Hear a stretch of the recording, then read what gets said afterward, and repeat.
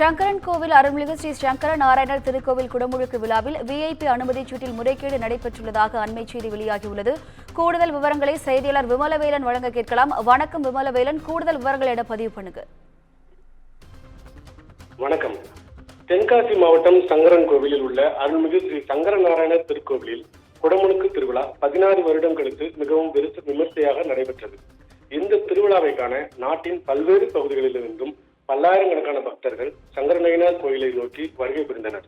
கூட்டத்தை கட்டுப்படுத்துவதற்காகவும் பிரச்சனைகள் ஏதும் ஏற்படாமல் இருக்கிறதற்காகவும் திருக்கோயில் நிர்வாகம் காவல்துறையினருடன் இணைந்து கும்பாபிஷேகத்தை காணும் பக்தர்களுக்கும் மற்றும் அரசியல் முக்கிய பிரமுகர்களுக்கும் கும்பாபிஷேகத்தை காண அனுமதி சீட்டு ஏற்பாடு செய்திருந்தனர். இந்த அனுமதி சீட்டு மஞ்சள், பச்சை, சிவப்பு என பல்வேறு வடிவங்களில் அச்சடிக்கப்பட்டிருந்தது.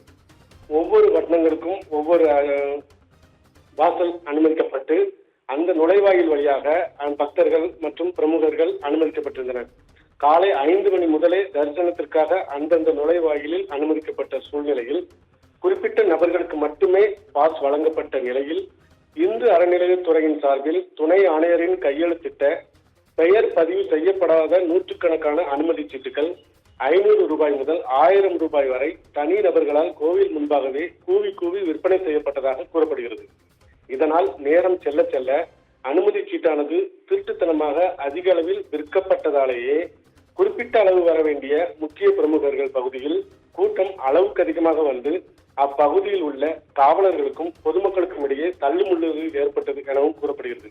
இந்த நிலையில் சங்கரன்கோயில் ஒருங்கிணைந்த நீதிமன்ற நீதிபதியும் நீதிமன்ற அலுவலக ஊழியர்களும் அந்த அனுமதி சீட்டோடு உள் நுழையும் போது நீதிபதியையும் அவரோடு வந்த ஊழியர்கள் மற்றும் நீதிமன்ற பெண் ஊழியரையும் தடுத்து நிறுத்திய சங்கரன்கோயில் துணை காவல் கண்காணிப்பாளர் ஒருவர் பெயரை சொல்லி 10 பேர் உள்நுழைகிறீர்கள் என்று ஆக்ரோஷத்தோடு வசைப்பாடினார். திருக்கோயில் துணை ஆணையரின் கையெழுத்திட்ட அனுமதி சீட்டானது முறைகேடாக விற்பனை செய்யப்பட்டதால் தான் அளவுக்கு அதிகமான கூட்டம் அப்பகுதியில் நுழைந்து தள்ளுமுள்ளு ஏற்பட்டது என்றும் முறையான கண்காணிப்பு செய்யப்பட்டு போன்ற பொதுமக்களுக்கு ஏற்றவாறு அனுமதி சீட்டு அடித்திருந்தால் காவல்துறையினருக்கும் பொதுமக்களுக்கும் இடையேயான மனக்கசப்பை தவிர்த்திருக்கலாம் என பக்தர்கள் புகார் தெரிவிக்கின்றனர்.